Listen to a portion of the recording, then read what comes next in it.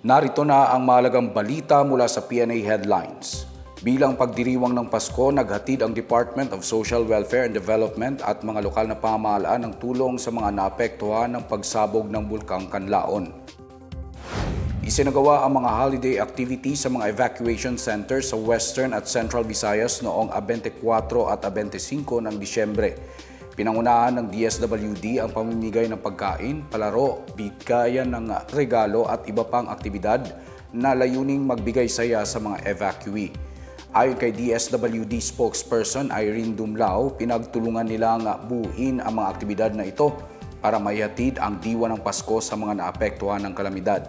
Tuloy naman ang pag-alalay ng DSWD sa Western at Eastern Visayas para makapaghatid ng tulong katuwang ang mga LGU. Mahigit 52 million pesos na halaga ng humanitarian assistance ang naipaabot na sa mga biktima ng kanlaon ayon sa Disaster Response Operation Management, Information and Communication. Sa tala ng DSWD, mahigit 11,000 pamilya ang naapektuhan ng bulkan habang nasa 4,400 sa kanila ang nasa mga evacuation center. Planong ipatanggal ni Agriculture Secretary Francisco Chu Laurel Jr. ang mga brand label sa mga pakete ng imported na bigas bilang bahagi ng mga hakbang para pigilan ang manipulasyon ng presyo ng bigas sa merkado. Bukod sa pag-alis ng brand name, tatanggalin na rin ang mga tatak na premium at special sa imported rice. Ayon kay Chu Laurel, may mga tindero na ginagawang dahilan ang pagbebenta ng mga branded na imported rice para makapagpataas ng presyo ng bigas. Anya, nililito nila ang mga mamimili na naniniwalang mamahalin talaga ang bigas na binibili nila. Sinabi niyang aalisan ng rice importation permit ang mga trader na hindi makakasunod sa mga panuntunan ng DA.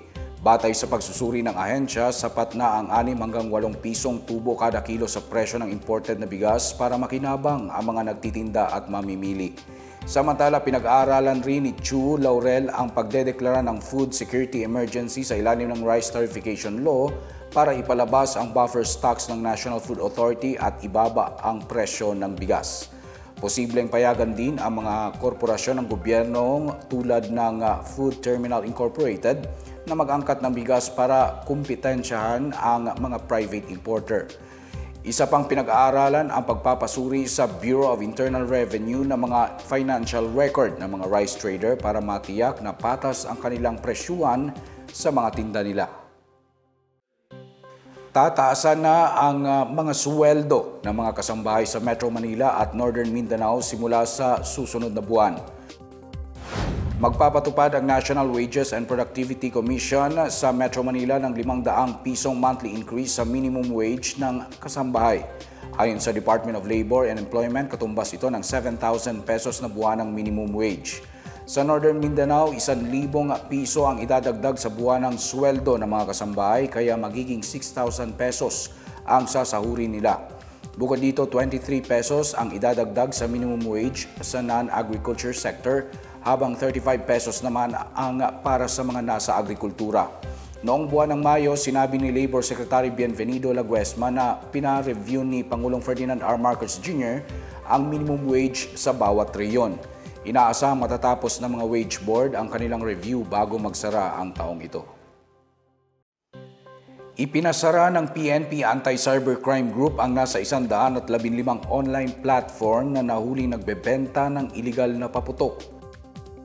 Ayon sa ACG, kabilang sa mga ipinasara ang 59 na page sa Facebook, 54 sa X, isang website at isang account sa Spotify. Mahigit 200 pang online platform ang minomonitor ng ahensya. Ayon kay Acting ACG Chief Brigadier General Bernard Yang, pinaiigting nila ang kanilang pagbabantay online para masawata ang ganitong iligal na kalakalan. Ipinaalala niyang may kaakibat na parusa ang pagbebenta ng iligal na paputok kahit sa internet.